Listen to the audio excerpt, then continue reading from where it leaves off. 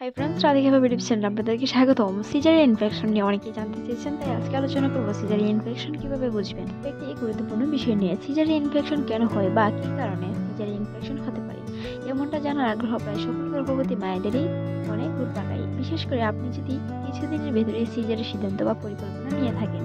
তো কথা না বাড়িয়ে চলুন মূল আলোচনায়।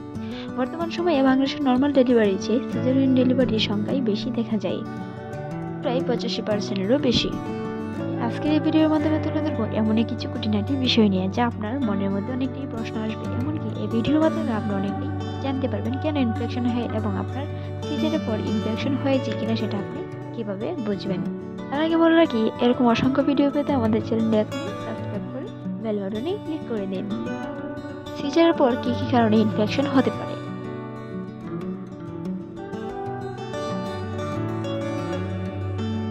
সিজারের পর নানা ধরনের সমস্যার কারণে ইনফেকশন হতে পারে, তবে সচরাচর যে সমস্যাগুলোর জন্য ইনফেকশন হয় তার মধ্যে উল্লেখযোগ্য হলো হাসপাতালে অস্বাস্থ্যকর পরিবেশ, সিজারের সময় জিনিসপত্র সঠিকভাবে জীবাণু দূর না করা, সিজারের কক্ষ সঠিকভাবে পরিষ্কার পরিচ্ছন্ন না করা, রোগীর পোশাক পরিমাণ পরিষ্কার না থাকা, রোগীকে তাদের সাথে রোগীকে স্বজনরা দেখারও একটা আকাঙ্ক্ষিত রয়েছে।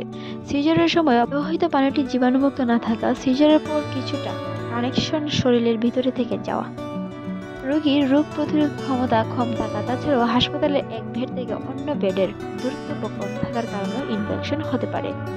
তাই এই বিষয়গুলো নিয়ে অবশ্যই গর্ভবতী মায়েরা কিংবা সিজারিয়ান রোগীরা সতর্ক থাকবেন। বিশেষজ্ঞ ডাক্তারের মতামত অনুসারে মাত্র 3 থেকে 5% রোগীরই এমনটা হয়ে থাকে। সিজারের পর ইনফেকশন হলে আপনি কি করতে পারেন? সিজারের ক্ষেত্রে ওটির নিয়ম মানা এবং প্রতি রোগীর অন্য আলাদা আলাদা ইকুইপমেন্ট ব্যবহার করা অত্যন্ত গুরুত্বপূর্ণ। সিজারের সময় যদি জীবাণুমুক্ত পানি ও জিনিসপত্র ব্যবহার করা হয় তবে ইনফেকশন এড়ানো সম্ভব। সিজারের পর ইনফেকশন হলে কাটা জায়গায় পরিষ্কার পরিচ্ছন্নতা রাখতে হবে, সাবধানে চলাফেরা করতে হবে, ময়লা বা ঘাম অবশ্যই জমতে দেওয়া যাবে না। সবচেয়ে যেটা গুরুত্বপূর্ণ তা হলো অবশ্যই ডাক্তারের পরামর্শ নিতে হবে, এমনকি পরিষ্কার পরিচ্ছন্ন থাকতে হবে, ডাক্তারের দেওয়া পরামর্শ বা ওষুধের যথাযথ সঠিক ব্যবহার করতে হবে।